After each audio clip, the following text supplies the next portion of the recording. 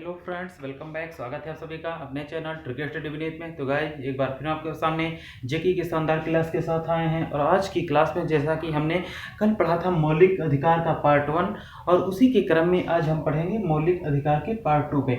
मौलिक अधिकार के पार्ट 1 में हमने अनुच्छेद 12 से अनुच्छेद 19 तक हमने उसका पूरा विस्तृत अध्ययन किया था, और उसके बारे में एक एक क्वेश्चन हमने किया था जो हमने कल हमारी वीडियो गई थी। और आज हम अनुच्छेद 20 के आज अनुच्छेद 20 से लेकर अनुच्छेद 35 तक जितने भी हमारे मूल अधिकार है उसके बारे में पूरे गहन अध्ययन करेंगे।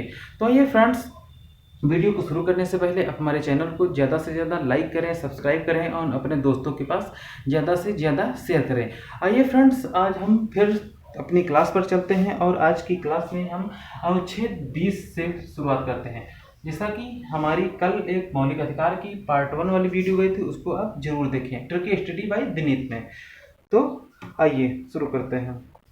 क्या अनुच्छेद 20 कहता है? दो सिद्ध के संबंध में संरक्षण। दो सिद्ध के संबंध में संरक्षण अनुच्छेद 20 यह कहता है जब कोई व्यक्ति किसी प्रकार का जब दोषी हो जाता है, किसी प्रकार में दोषी हो जाता है, तो उसे तब तक संरक्षण प्राप्त रहता है जब तक उस पर दोष सिद्ध न हो जाए, विधि द्वारा उस पर दोष सिद्ध न हो जाए, तो तब तक वह तब तक उसे दोष सिद्ध के सामने संरक्षण है। तो इसमें हम 3 बातें सबसे पहले जानते हैं। क्या 3 बातें कौन सी हैं? एक अपराध के लिए आपको एक ही बार सजा मिलेगी। एक अपराध के लिए एक ही बार सजा। क्या? एक अपराध के लिए एक अपराध के लिए एक अपराध के लिए एक ही बार सजा।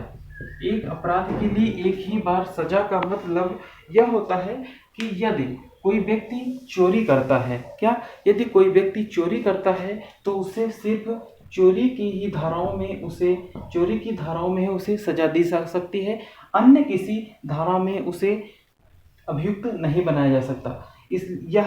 हमारा अनुच्छेद 20(1) के अंतर्गत यह हमें संरक्षण प्रदान करता है कि आप जिस अपराध को किए हैं उसी अपराध के तहत आपको सजा दी जाएगी। यह अपराध के लिए एक ही बार सजा। फिर अनुच्छेद 20(2) यह कहता है कि दोहरे दंड से संरक्षण। क्या? दोहरे दंड से संरक्षण। दोहरे दंड से संरक्षण का मतलब यह है कि यदि कोई व्यक्ति 2005 में चोरी करता है। क्या? 2005 में चोरी करता है, और चोरी की इसमें सजा का प्रावधान 1 साल के लिए कारावास है और 5,000 रुपये का जुर्माना है। फिर 2006 में ये कानून बदल जाता है। क्या? 2006 में ये कानून बदल जाता है और इसमें 2 वर्ष की सजा हो गई और 10,000 रुपये का जुर्माना हो गया। तो अब किस में जाएंगे? आपको दोहरे दंड से संरक्षण। तो आपको सिर्फ यही सजा का प्रावधान है, आपको सिर्फ यही सजा मिलेगी। यह हमारा अनुच्छेद 20(2) के तहत यह हमें संरक्षण प्रदान करता है, अनुच्छेद 20(2). और तीसरा हम जानेंगे आत्म अभिशंसन से संरक्षण। क्या? आत्म अभिशंसन से संरक्षण क्या प्रदान करता है? आत्म अभिशंसन से संरक्षण। अभिशंसन में संरक्षण का मतलब यह होता है कि कोई व्यक्ति जब तक उस पर विधि द्वारा उस पर दोष साबित न हो जाए तब तक उसे सजा नहीं दी जा सकती। क्योंकि यदि आपने हत्या की है, उस पर जब तक विधि द्वारा हत्या का दोषी न करार दिया जाएगा तब तक वह उससे संरक्षण प्राप्त होगा। अर्थात वह अपने खिलाफ गवाही नहीं दे सकता। अपने खिलाफ गवाही अनुच्छेद 20(3) के अंतर्गत हमें संरक्षित करता है। फ्रेंड्स, अनुच्छेद 20 काफी इम्पोर्टेंट है। आइए अब हम अनुच्छेद 21 के बारे में जानेंगे।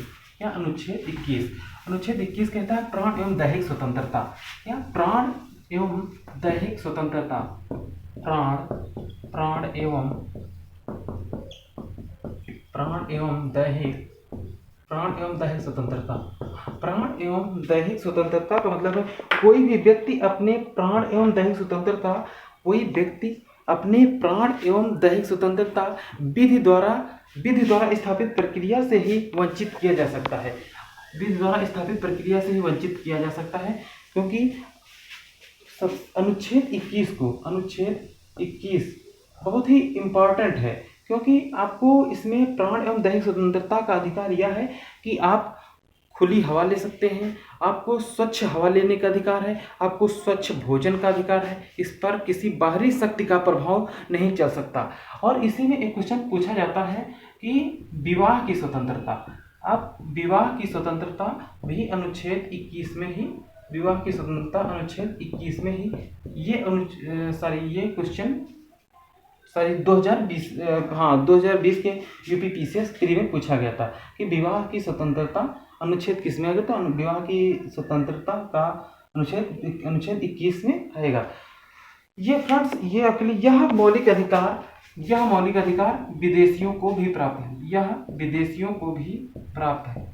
जिस प्रकार हमने आपको बताया था अनुच्छेद 14 और 15, अनुच्छेद 14 भी भारतीयों को प्राप्त है या विदेशियों को भी प्राप्त है। प्राण एवं दैहिक स्वतंत्रता, आपको जीवन जीने का पूरी तरह से अधिकार है, आप स्वतंत्र हैं, आपको आपके प्राणों पर किसी बाहरी शक्ति का हस्तक्षेप नहीं हो सकता। तो इस प्रकार हम अनुच्छेद 21A के बारे में पढ़ेंगे। अब इसमें अनुच्छेद 21A में क्या है, अनुच्छेद 21A में अनुच्छेद 21 कहता शिक्षा का अधिकार, क्या शिक्षा का अधिकार। इसमें यह कहा गया है 86वें संविधान संशोधन 2002 द्वारा 86वें संशोधन अमेंडमेंट एक्ट 2002 के तहत 6 से 14 वर्ष के बच्चों के लिए निःशुल्क एवं अनिवार्य शिक्षा। क्वेश्चन पूछा जाता है अनुच्छेद 21 के तहत शिक्षा का अधिकार किसको दिया गया है, तो 86वें संविधान संशोधन 2002 के तहत 6 से 14 वर्ष के बच्चों के लिए दिया गया है। इसमें कुछ ऑप्शन डाल देता है कि 0 से 14 वर्ष या 6 से 14 वर्ष, 1 से 14 वर्ष या 5 से 14 वर्ष। तो 6 से 14 वर्ष के बालकों के लिए अनिवार्य एवं निःशुल्क शिक्षा का प्रावधान किया गया है। आइए हम अनुच्छेद 22 पर चलते हैं। अनुच्छेद 22 में हम क्या पढ़ेंगे आज, गिरफ्तारी एवं निरुद्ध से संरक्षण। गिरफ्तारी एवं निरुद्ध से संरक्षण, गिरफ्तारी एवं निरुद्ध से संरक्षण या गिरफ्तारी एवं निरुद्ध से संरक्षण।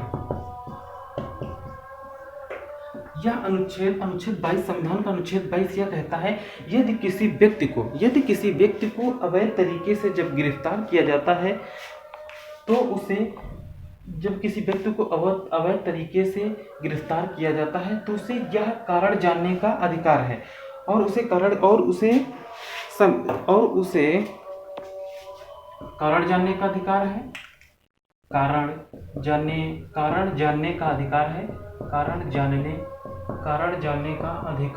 अधिकार है और उसे आने जाने के समय को छोड़कर आने जाने के समय को छोड़कर 24 घंटे के अंदर आने जाने के समय को छोड़कर 24 घंटे के अंदर मजिस्ट्रेट के समक्ष उपस्थित करना है। क्या मजिस्ट्रेट के समक्ष उसे उपस्थित करना होगा। यदि यूपी का कोई अपराधी यदि वह मध्य प्रदेश से पकड़ा जाता है तो उसे मध्य प्रदेश यहाँ से आने और उसके जाने में जितना समय लगता है उससे छोड़कर 24 घंटे के अंदर उसे मजिस्ट्रेट के समक्ष उपस्थित करना होगा। यह हमारा अनुच्छेद 22 कहता है। और इसमें अनुच्छेद 22 में इसमें आप अपने विरुद्ध गवाही भी दे नहीं सकते, मतलब कोई जरूरी नहीं कि आप अपने खिलाफ गवाही दें। यह अनुच्छेद 22 हमारा संरक्षण का अधिकार प्रदान करता है। तो आइए अब हम अनुच्छेद 23 के बारे में जानते हैं। अनुच्छेद 23 और 24। अनुच्छेद 23 और 24। अनुच्छेद 23 मानव दुर्व्यापार। मानव दुर्व्यापार। इस अनुच्छेद 24 यह कहता है, अनुच्छेद 23 यह कहता है कि मानव का दुर्व्यापार या मानव का दुर्व्यापार नहीं किया जा सकता। मानव के अंगों यह मानव का दुर्व्यापार नहीं किया जाएगा। मानव का खरीद फरोख्त, मानव की खरीद फरोख्त नहीं की जा सकती, नहीं की जा सकती। और उसके अंगों को, अर्थात उसके अंगों की भी खरीद फरोख्त नहीं की जा सकती। मानव दुर्व्यापार को इसमें अनुच्छेद 23 हमारा रोक लगाता है। अब हम अनुच्छेद 24 के बारे में जानते हैं। ये काफ़ी इम्पोर्टेंट है। अनुच्छेद 24 ये कहता है कि 0 से 14 वर्ष तक के बालकों को किसी खनन कारखानों में नहीं लगाया जाएगा जो बच्चों के लिए खतरनाक हो। क्या खनन कारखानों में नहीं लगाया जाएगा, नहीं लगाया जाएगा। अनुच्छेद 24 हमें यह संरक्षण प्रदान करता है। तो यह हम अनुच्छेद 25 के बारे में जानेंगे। अनुच्छेद 25 क्या कहता है? अनुच्छेद 25 अंतःकरण की स्वतंत्रता प्रदान करता है। क्या? अनुच्छेद 25 से लेकर 28 तक अंतःकरण की स्वतंत्रता प्रदान करता है। अंतःकरण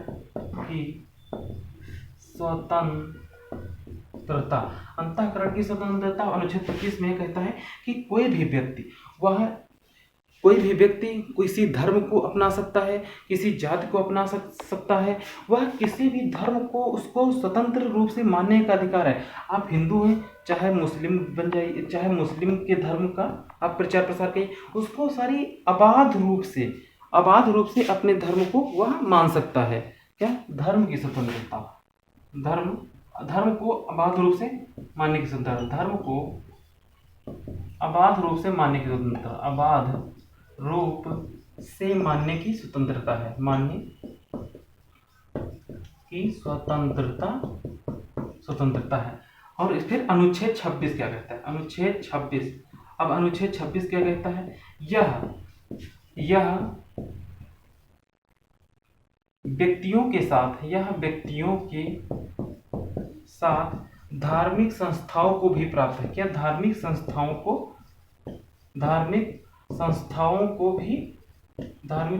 को भी प्राप्त है। व्यक्ति अपने धर्म को बढ़ाने के लिए विभिन्न प्रकार की संस्थाओं की स्थापना कर सकता है, विभिन्न प्रकार के धर्मों की स्थापना कर सकता है। अर्थात कोई भी व्यक्ति अपने धर्म को भी मान सकता है और इसमें धार्मिक संस्थाओं की भी स्थापना की जा सकती है। जैसे आप हिंदू धर्म की कोई हिंदू धर्म में कोई आप बना लीजिए, या कोई मुस्लिम धर्म में किसी प्रकार की आप धार्मिक संस्था आपको बनाने का पूरा अधिकार है। और यह अनुच्छेद 26 में आता है। अब हम अनुच्छेद 27 के बारे में जानेंगे। अनुच्छेद 27 क्या कहता है? अनुच्छेद 27 यह कहता है कि धर्म की अभिवृद्धि के लिए करों का न देना। क्या? धर्म की अभिवृद्धि के लिए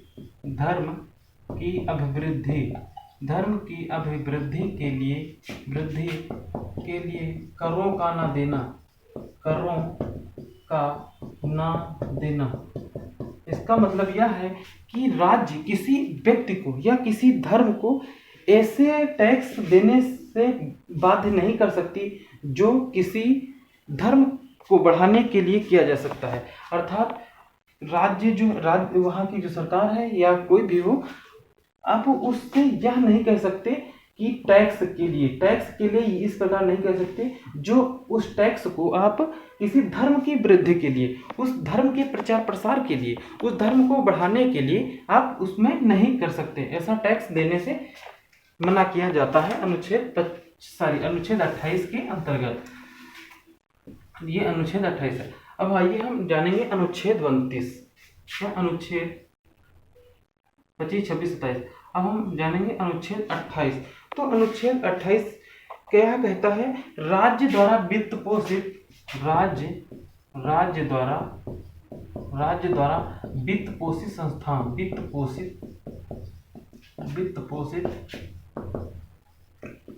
संस्थाओं में धार्मिक शिक्षा नहीं दी जाएगी। या धार्मिक शिक्षा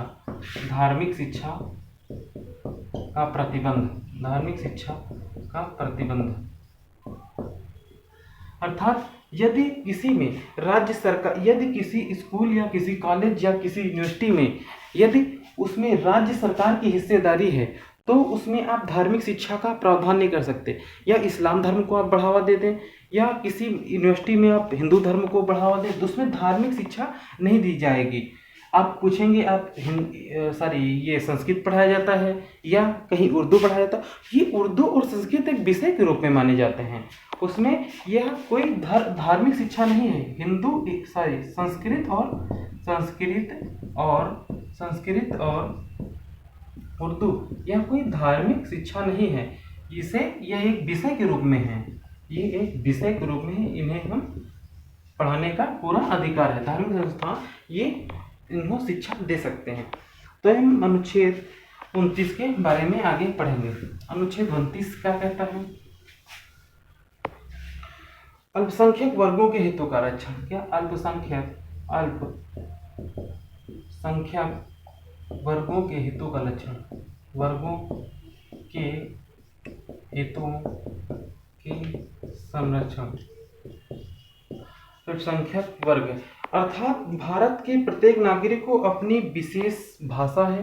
भारत के प्रत्येक नागरिक को अपनी विशेष भाषा है, संस्कृति है, लिपि है। भारत के प्रत्येक व्यक्ति की संस्कृति है, उसकी भाषा है, लिपि है, उसको बनाए रखने का अधिकार है। अर्थात उसको बनाए रखने का भाषा, संस्कृति,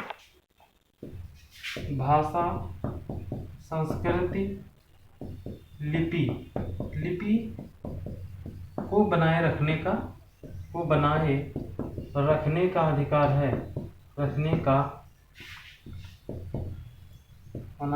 का अधिकार है। यह हमारा अनुच्छेद 29 ऐसा।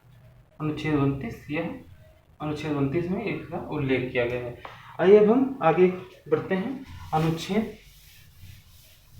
सीधे 32 पर। क्या? अनुच्छेद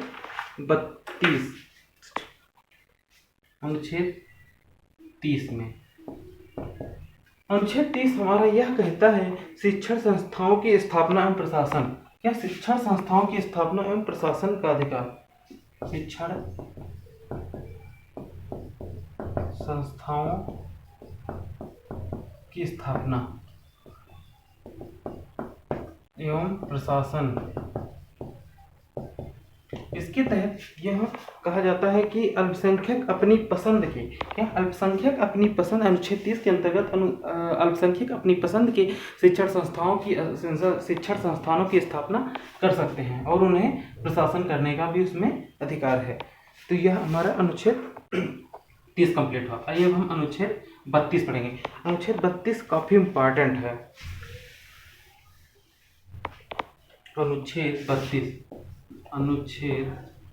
32 इसको संवैधानिक उपचारों का अधिकार। क्या? संवैधानिक उपचारों का अधिकार।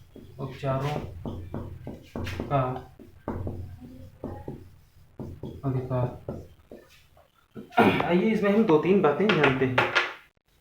संवैधानिक उपचारों के अनुच्छेद 32 को डॉक्टर अंबेडकर ने संविधान की आत्मा कहा है। क्या? संविधान की आत्मा कहा है। आत्मा कहा है क्योंकि अनुच्छेद 32 के तहत, जब अनुच्छेद 32 के तहत 5 प्रकार की धाराएं आती हैं, परमादेश, अधिकार परीक्षा, प्रतिषेध लेख और बद्धी प्रत्यक्षीकरण। इसमें यदि आपको किसी प्रकार का इससे उल्लंघन किया जाता है तो आप इसके अनुच्छेद 32 के तहत आप सुप्रीम कोर्ट जा सकते हैं। तो इसमें सुप्रीम कोर्ट के तहत आप इसमें रिट दायर कर सकते हैं, क्या रिट दायर कर सकते हैं। आइए हम पांचों रिट जानते हैं। क्या बंदी, नंबर 1 बंदी प्रत्यक्षीकरण।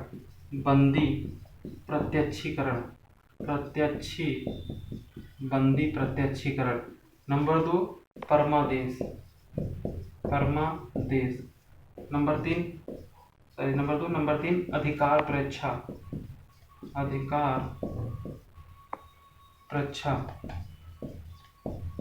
और चौथा उत्प्रेषण के बाद फिर इसे प्रतिषेध।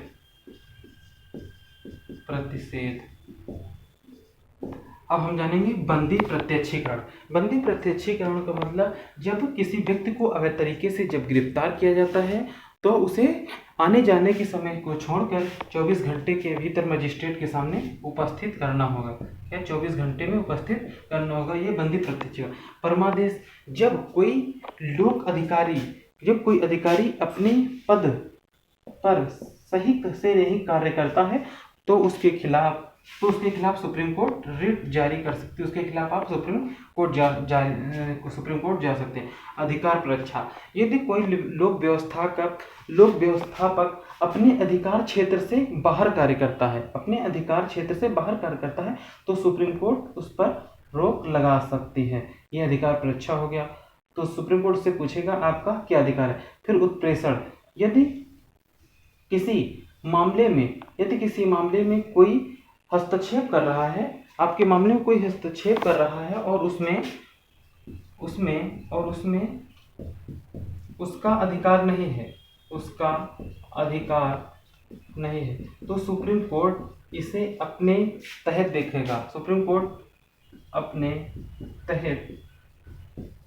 देखेगा। ये इसमें उत्प्रेषण में गया है। प्रतिषेध, यदि किसी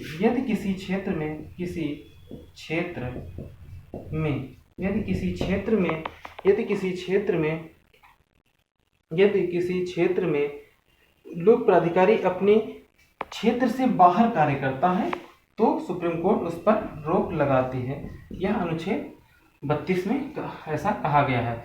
तो फ्रेंड्स, हम उम्मीद करते हैं कि हमारी क्लास आपको पसंद आई होगी। इस प्रकार की वीडियो प्राप्त करने के लिए हमारे चैनल को लाइक करें, शेयर करें और सब्सक्राइब करें। Thank you. नेक्स्ट क्लास में मिलते हैं।